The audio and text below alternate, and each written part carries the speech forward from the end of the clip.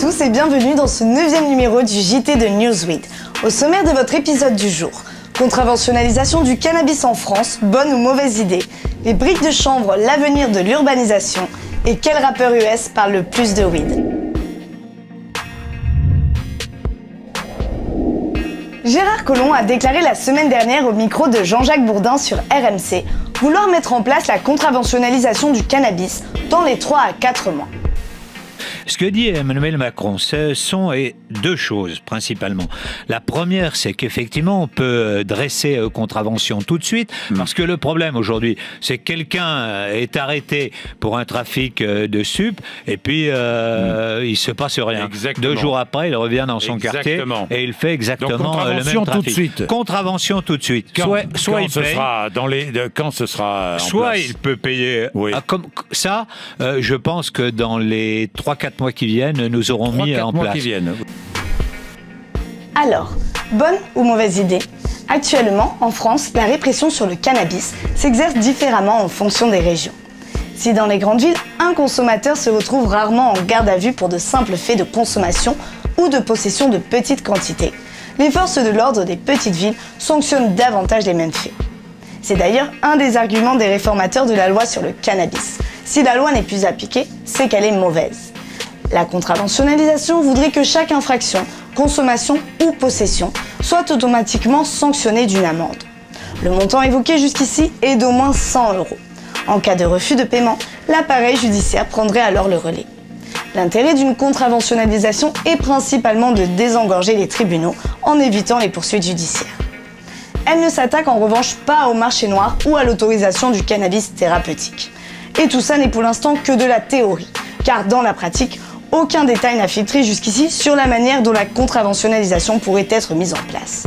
Dans son interview, Gérard Collomb confond d'ailleurs usagers et trafiquants et parle de sanctionner tout le monde d'une amende. Plutôt que d'en faire une industrie légale et légitime, il semblerait que pour l'instant, le gouvernement français choisit d'en faire une machine à cash, avec un seul gagnant, lui-même.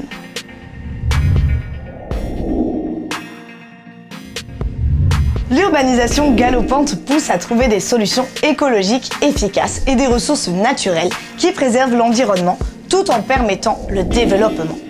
Le chanvre s'avère être une des réponses à ce souci majeur. Les premières briques de chanvre, par exemple, sont apparues en France dès les années 90. Et de plus en plus de personnes à travers le monde optent désormais pour ce matériau. Totalement naturelles, elles sont composées de paille de chanvre et d'un liant naturel hydraulique.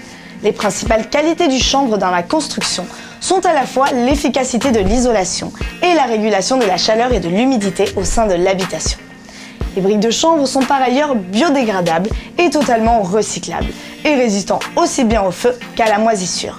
La France étant le premier producteur européen de chanvre, les opportunités pourraient être nombreuses si les utilisations du chanvre étaient davantage connues.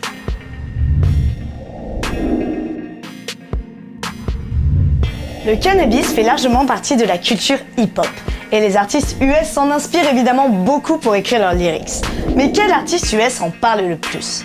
Si vous avez pensé directement à Snoop Dogg, il semblerait que vous ayez parlé un peu trop vite. En fait, de nombreux artistes et groupes abordent davantage le thème du cannabis que Snoop. Snoop en parle dans 46% de ses titres. Et devant lui, on retrouve Wiz Khalifa avec 70% de ses chansons, Redman avec également 70%, Action Bronson avec 65% et Waka Flocka Fame avec 55%. Les termes cannabiques les plus employés dans les lyrics ne vont pas chercher très loin. Weed, Blunt, Kush, Haze, Stoner et 420 sont majoritaires. Et il semblerait que les rappeurs issus des États où le cannabis est toujours illégal en parlent davantage que ceux habitant des États où le cannabis est légal. La weed devient moins gangsta cool une fois qu'elle est légale? Les années 2000 ont été plus prolifiques en termes de weed song. C'est d'ailleurs la période où Snoop était le plus actif. Et en France, qu'est-ce que ça donnerait? Caris, PNL ou Al Capote?